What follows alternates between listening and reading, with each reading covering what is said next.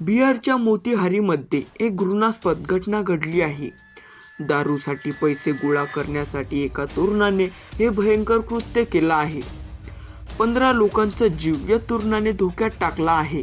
नेमकं काय आहे प्रकरण, चला पाहूया। त्या अगोदर चॅनलवरती जर नवीन आले असाल तर नक्की सबस्क्राइब करा। मिळालेल्या माहितीनुसार ही घटना मधुबन ब्लॉकच्या गडिया बाजार या गावात घडली। मंगरू साहसी असे या आरोपी तरुणाचे नाव आहे।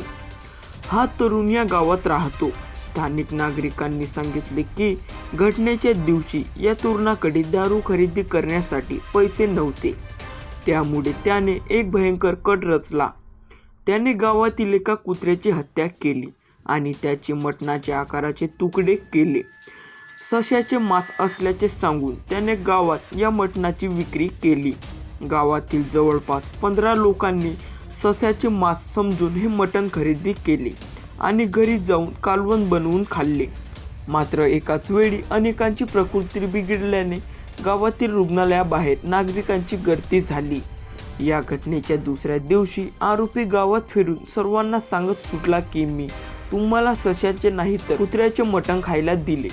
मात्र गावकऱ्यांनी आरोपीला कठोर शिक्षा देण्यात यावी अशी मागणी पोलिसांकडे केली आहे।